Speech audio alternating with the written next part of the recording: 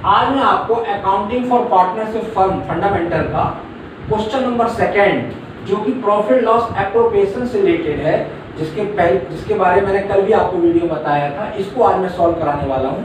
ये क्वेश्चन मैं आपको सेंड कर दूंगा। ये क्वेश्चन नंबर आपका सेकेंड है। मैंने आपसे प्रॉमिस किया था कि 14 से 15 क्वेश्चन सॉल्व कराऊंगा, जिसमें आपको पूरा चैप्टर कंप्लीट हो जाएगा, और आज मैं आपको सेकेंड क्वेश्चन सॉल्व करा रहा हूँ। इस क्वेश्चन को करने के बाद आपके पास जो बुक अवेलेबल है उसमें प्रॉफिट लॉस एप्रोप्रिएशन से रिलेटेड जो भी क्वेश्चन है आप उसको इजीली सॉल्व कर सकते हैं। सबसे पहले जैसे कि मैंने आपको बताया था कि प्रॉफिट लॉस एप्रोप्रिएशन के डेबिट साइड में सिर्फ 5 पॉइंट जाते हैं: इंटरेस्ट ऑन कैपिटल, पार्टनर की सैलरी, पार्टनर कमीशन, पार्टनर का बोनस और जनरल रिजर्व। और क्रेडिट साइड में net profit, interest on drawing और पार्टनर से जो फाइन चार्ज किया जाता है उसको रिकॉर्ड करते हैं। इसके अलावा अगर कोई इनडायरेक्ट एक्सपेंस जो कि नेट प्रॉफिट निकालते समय अगर उसको एंट्री करना भूल गए हैं तो उसके लिए आपको प्रॉफिट लॉस अकाउंट बनाना पड़ेगा। इस क्वेश्चन में मैंने टोटल नंबर ऑफ 8 पॉइंट है, जिसमें थर्ड, फोर्थ और 6 पॉइंट जिसमें मैंने टिक कर दिया है वो प्रॉफिट लॉस अकाउंट से रिलेटेड है। कल मैंने आपको बताया था, सबसे पहले आप यहाँ प्रॉफिट लिखते हैं। आपके क्वेश्चन में जो प्रॉफिट गिवन है 79,940, ये आफ्टर चार्जिंग पार्टनर सैलरी है, 20 की सैलरी। तो कल मैंने आपको बताया था कि अगर आपके बुक में दिया गया प्रॉफिट, क्वेश्चन में दिया गया प्रॉफिट आफ्टर चार्जिंग सैलरी है, यानी सैलरी इसमें से माइनस कर दी गई है, तो चूंकि सैलरी की एंट्री एप्रोप्रिएशन अकाउंट के डेबिट में होती है पार्टनर की सैलरी की, तो अगर उसको यहाँ माइनस कर दिया तो आप प्लस करिए, नहीं तो आपको बाद में प्रॉब्लम होगी। तो पार्टनर की जो सैलरी क्वेश्चन के आपके सेकंड नंबर पॉइंट में है वो है बी की सैलरी 1 मई को 1000 रुपीज पर मंथ है, 1 मई से, जो कि 1 दिसंबर के बाद 1500 पर मंथ हो जाती है। तो 1 मई से आपका नवंबर तक 1000 रुपीज के हिसाब से 7 मंथ का 7000, और 1 दिसंबर से आपकी सैलरी 1500 हो जाती है, तो 4 मंथ का 6000, तो टोटल सैलरी आपकी जो होगी वो 13000 होगी।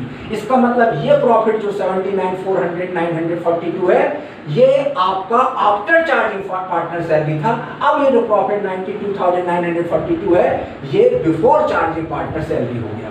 इसके बाद सेकेंड पॉइंट, कल जैसे कि मैंने आपसे कहा था कि अगर एक फर्म का कोई पार्टनर फर्म को लोन देता है तो उस लोन का इंटरेस्ट आपके प्रॉफिट लॉस अकाउंट के डेबिट साइड में नोट करते हैं, और अगर कोई पार्टनर फर्म से लोन लेता है तो उस इंटरेस्ट को प्रॉफिट लॉस अकाउंट के क्रेडिट साइड में नोट करते हैं। इसमें मैंने दोनों पॉइंट नोट कराए हैं। तो पॉइंट नंबर थर्ड में ए और बी नाम के दो पार्टनर ने 1 अक्टूबर को 1,60,000 लोन दिया है। 1 अक्टूबर को, 1 अक्टूबर से 31 मार्च तक 6 मंथ होते हैं। और मैंने कल आपको बताया था कि अगर पार्टनर के द्वारा जो फर्म को लोन प्रोवाइड किया जाता है, अगर उसका रेट ऑफ इंटरेस्ट गिवन ना हो तो 6% की रेट से इंटरेस्ट निकालते हैं। इसमें मैंने इंटरेस्ट ऑफ रेट नहीं दी, तो आप 6% की रेट से इंटरेस्ट निकालेंगे, तो 1 लाख रुपीज का 6% की रेट से 1 अक्टूबर से 31 मार्च 6 मंथ का आपका 3000 आएगा। उसी प्रकार बी नाम के पार्टनर ने भी फर्म को 60,000 लोन प्रोवाइड किया है, तो 60,000 का 6% की रेट से 6 मंथ का आपका इंटरेस्ट जो होगा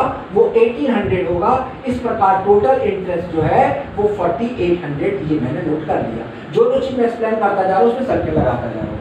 इसके अलावा आपके क्वेश्चन में जो प्रॉफिट गिवन है नीचे ये लिखा है, इसमें बिफोर चार्जिंग डेप्रिसिएशन और बैड डेट्स है। जैसे कि मैंने कल बताया था, जो आप 11th क्लास के प्रॉफिट लॉस अकाउंट में जो इनडायरेक्ट एक्सपेंडिचर आप प्रॉफिट लॉस में लिखते थे, अगर वो इनडायरेक्ट एक्सपेंसेस इस नेट प्रॉफिट को निकालते समय उनको एंट्री नहीं की गई है तो उसको आप प्रॉफिट लॉस अकाउंट में लिख दीजिए। तो आपके क्वेश्चन का जो 79,940 प्रॉफिट है उसमें से डेप्रिसिएशन 3000 एंड बैड डेट्स 1500 को रिकॉर्ड नहीं किया गया, तो उसको भी मैंने यहाँ पर रिकॉर्ड कर लिया।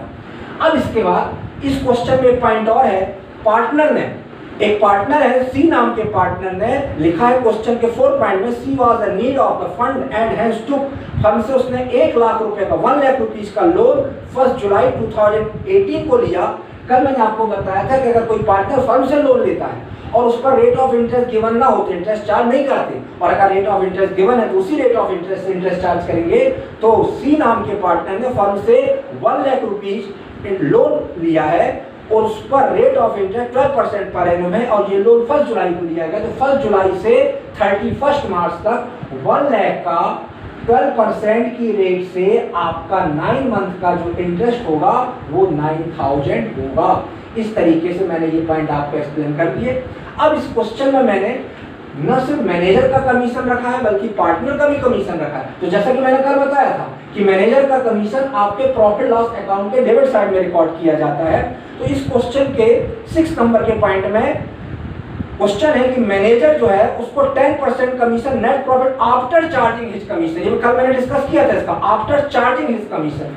तो आप सबसे पहले जैसे 11th में आप कमीशन निकालते थे प्रॉफिट लॉस अकाउंट बनाते समय, तो आपको याद होगा सबसे पहले हम क्रेडिट साइड के टोटल 1,01,942 के क्रेडिट साइड के टोटल में से डेबिट साइड के यहाँ तक के टोटल को 3,000, 1,500 और 4,200, यानी क्रेडिट साइड का टोटल 1,01,940 और डेबिट साइड का यहाँ तक का टोटल जो है 3 पॉइंट का वो 9,300, उसको माइनस करने के बाद 92,642 आएगा। इसका 10/110 इसलिए करेंगे क्योंकि आफ्टर चार्जिंग सच कमीशन लिखा हुआ है, तो आपका कमीशन 8,422 आएगा। इस प्रकार क्रेडिट में से डेबिट का टोटल माइनस करके आपका एग्जैक्ट नेट प्रॉफिट 84,220 होगा। इस तरीके से प्रॉफिट लॉस अकाउंट मैंने बना दिया है। अगर आपको कोई प्रॉब्लम है तो आप मैसेज बॉक्स में इसके बारे में मैसेज कर सकते हैं। नेक्स्ट, अब मैं आने वाले समय आपको profit loss appropriation account explain करने जा रहा हूँ। Profit loss account appropriation account में जो हमने यहाँ पर नेट प्रॉफिट फाइंड आउट किया है, सबसे पहले उस नेट प्रॉफिट को यहाँ पे हम लिख देते हैं कि हमने नेट प्रॉफिट लिख दिया। उसके बाद आपके क्वेश्चन में ABC फर्म के 3 पार्टनर हैं, उनका प्रॉफिट शेयरिंग रेशो 3:2:1 है। यहाँ पर मैं एक चीज आपको बताना चाहता हूँ, अगर पार्टनर्स के बीच में profit loss ratio pre decided नहीं है तो ऐसी सिचुएशन में पार्टनर्स के बीच के प्रॉफिट लॉस को इक्वल रेशो में डिवाइड करते हैं। याद रखिएगा, अगर रेशो गिवन नहीं है डिस्ट्रीब्यूट करने का तो इक्वल रेशो में, इसमें 3:2:1 है। पार्टनर की कैपिटल आपकी 80,000, 60,000, 40,000 है और कैपिटल पर 10% की रेट से फर्स्ट पॉइंट में इंटरेस्ट गिवन है। तो 80,000 का 10% 8,000 आएगा। बी की कैपिटल 60,000, उसका 10% 6,000। सी की कैपिटल 40,000, उसका 10% 4,000 आएगा। लेकिन सी ने फर्म में 1 जुलाई को 20,000 एडिशनल कैपिटल इंट्रोड्यूस करी है। तो 1 जुलाई से 31 मार्च तक 20,000 का 10% की रेट से 9 मंथ का जो इंटरेस्ट होगा वो 1,500 होगा। तो सी की ओपनिंग कैपिटल पर 4,000 interest, additional capital 1,500, total C का इंटरेस्ट 5,500 होगा और टोटल इंटरेस्ट आपका ये हो गया। इसके अलावा सैलरी, जो कि मैंने पहले ही बता दिया आपकी कि बी को 1,000 रुपीज 1 मई से सैलरी नवंबर तक मिलती है और उसके बाद 1 दिसंबर से उसकी सैलरी 1,500 4 मंथ की हो जाती है। तो सैलरी को आपको यहाँ नोट करना है। उसने यहाँ पर प्रॉफिट लॉस अकाउंट में आपको मैंने भी बताया होगा, उसने प्रॉफिट लॉस के नेट प्रॉफिट में उसको माइनस कर दिया था, मैंने उसको प्लस कर दिया। तो आपकी सैलरी की एंट्री ये मैंने कर दी। इसके बाद नेक्स्ट पॉइंट और सबसे इंपॉर्टेंट पॉइंट, इसमें मैनेजर का कमीशन है। तो इसमें क्वेश्चन में कहा गया है, sorry partner commission, manager commission आपके प्रॉफिट लॉस अकाउंट में जाता है, यहाँ पार्टनर कमीशन। तो बीस to get 10% commission on net profit after charging his commission and making all appropriation. आप इसको नोट करिएगा, लेकिन उसके पहले कमीशन बताने के पहले सबसे पहले मैं आपको इंटरेस्ट ऑन ड्राइंग को एक्सप्लेन करूंगा। तो इंटरेस्ट ऑन ड्राइंग कैसे निकालेंगे उसको देखिएगा। इसमें ए ने 1,000 पर मंथ विड्रॉ किया first day of the every month. First day of the every month का मतलब टोटल ड्राइंग आपका 12,000। इंटरेस्ट ऑफ रेट जो ड्राइंग की है वो 12% है। एवरेज पीरियड जो आप निकालना चाहते हैं तो आपको याद होगा, आप जैसा चाहे वैसा निकाल सकते हैं। मैंने आपको दोनों तरीके बताए हैं, मेरे को ज़्यादातर ये पसंद आता है। 12 मंथ ड्राइंग की है, beginning of the every month 1 से डिवाइड प्लस करके 2 से डिवाइड करेंगे तो यहाँ पर 6.5 डिवाइडेड बाई 12, तो इसका टोटल इंटरेस्ट आपका 780 आएगा।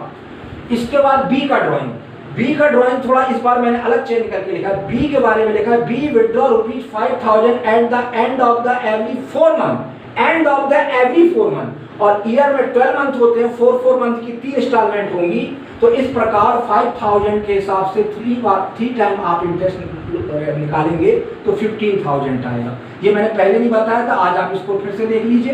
12% ये हो गया आपका first, second, third, fourth, 5th, 6th, 7th, 8th, 9th, 10th, 11th, 12th। आप 4 मंथ के एंड पे आप ड्राइंग कर रहे हैं, एंड में। तो अगर आपको जो बुक में मेथड अवेलेबल उसके हिसाब से अगर एवरेज पीरियड निकालूं तो इस 4th मंथ के लास्ट के निकालने के बाद रिमेनिंग मंथ आपके 8 होंगे और लास्ट ड्राइंग के बाद आपका कोई मंथ नहीं होगा। 2 से डिवाइड करेंगे तो भी यहाँ 4 आएगा। और जो एक मेथड और है जो मैं बताने जा रहा हूँ 12 आपका ये है, beginning of the every month में +1 करते हैं, and of the every month में -1 करते हैं, beginning of the every quarter में +3 करते हैं, and of the every quarter में -3 करते हैं, beginning of the every half yearly में 6 मंथ करते हैं, and of the every half yearly में 6 माइनस करते हैं। और बिगिनिंग और यहाँ पर 4 मंथ का ड्यूरेशन है तो बिगिनिंग में 4 और एंड में -4 करके 2 से डिवाइड करेंगे तो भी आपका यहाँ पर 4 ही होगा और इसका इंटरेस्ट आपका 600 होगा। तो टोटल इंटरेस्ट आपका 780 और 600 इक्वल टू 1380 आपका इंटरेस्ट मैंने कैलकुलेट कर दिया है। नेक्स्ट पॉइंट इसके बाद अब मैं आपको बी का कमीशन निकालने जा रहा हूं। इसमें बी के कमीशन के बारे में लिखा है ऑल एप्रोप्रिएशन, यानी आपके बी के कमीशन का जो पॉइंट क्वेश्चन मैंने नोट करा है वो 7 पॉइंट है, 7 नंबर का पॉइंट है। उसके ऊपर के जितने पॉइंट है उनका कैलकुलेशन करने के बाद आपका प्रॉफिट कितना बचेगा उस पर कमीशन निकाल रहा हूं। फिर से रीड कर दे रहा हूं। बी के कमीशन के बारे में लिखा बी टू गेट 10% कमीशन और net profit after charging his commission in making all appropriation. After charging his commission भी लिखा है और ऑल एप्रोप्रिएशन भी लिखा है। तो ऑल एप्रोप्रिएशन किया जाए तो क्रेडिट साइड का टोटल आपका देखिए मैंने यहाँ कैलकुलेट किया है 85,600 ये क्रेडिट का टोटल है। डेबिट का टोटल ये 2 पॉइंट का टोटल आपका है 32,500, यानी क्रेडिट साइड के टोटल में से डेबिट साइड का टोटल माइनस किया तो 53,100 आया इंटू 10/100। क्यों क्या कर रहा हूं? क्योंकि इसमें लिखा है आफ्टर चार्जिंग हिज कमीशन, तो आपका कमीशन यहाँ पर 4827 आएगा। इसके बाद लास्ट पॉइंट इस क्वेश्चन का जो है वो भी बड़ा इंपॉर्टेंट पॉइंट है, देखिएगा। लास्ट पॉइंट 8 नंबर का है general reserve is to create a rate of 20% on net divisible profit। आपका जनरल रिजर्व जो प्रॉफिट हम पार्टनर को डिस्ट्रीब्यूट करते हैं उसका 20% आपको चार्ज करना है। अगर आपके क्वेश्चन में जनरल रिजर्व फाइंड आउट करने को ना कहता तो आप यकीन मानिए इस टोटल क्रेडिट साइड के टोटल में से डेबिट साइड के टोटल को माइनस करके मैं पार्टनर को रिमेनिंग प्रॉफिट डिस्ट्रीब्यूट करता। सपोज जनरल रिजर्व ना होता तो आपका आंसर कितना होता? तो क्रेडिट साइड का टोटल आपको मालूम है 85,600 है, डेबिट साइड का फर्स्ट सेकंड और थर्ड पॉइंट का टोटल आपका 37,327 है। इस 85,600 में से 37,327 माइनस करेंगे तो आपका 48,273 होगा। अगर जनरल रिजर्व क्रिएट ना करना होता तो यही हमारा आंसर होता।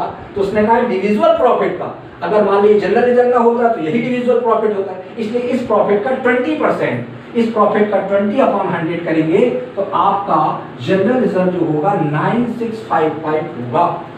इस प्रकार ये क्वेश्चन कंप्लीट हो गया। लास्ट पॉइंट क्रेडिट साइड के टोटल में से डेबिट साइड के 4 आइटम माइनस करने के बाद आपका जो प्रॉफिट पार्टनर को डिस्ट्रीब्यूट किया जाएगा वो 38,618 होगा, जिसको हम ए, बी और सी में 3/2/1 3/6 2/3/2/1 3/6 2/6 1/6 में मैं एक बार डिस्ट्रीब्यूट करके दिखा देता हूँ। 38,618 का 3/6 इक्वल टू 19,309। इसी प्रकार 2/6 करेंगे ये आएगा 12,873 और 1/6 करेंगे तो 6,430।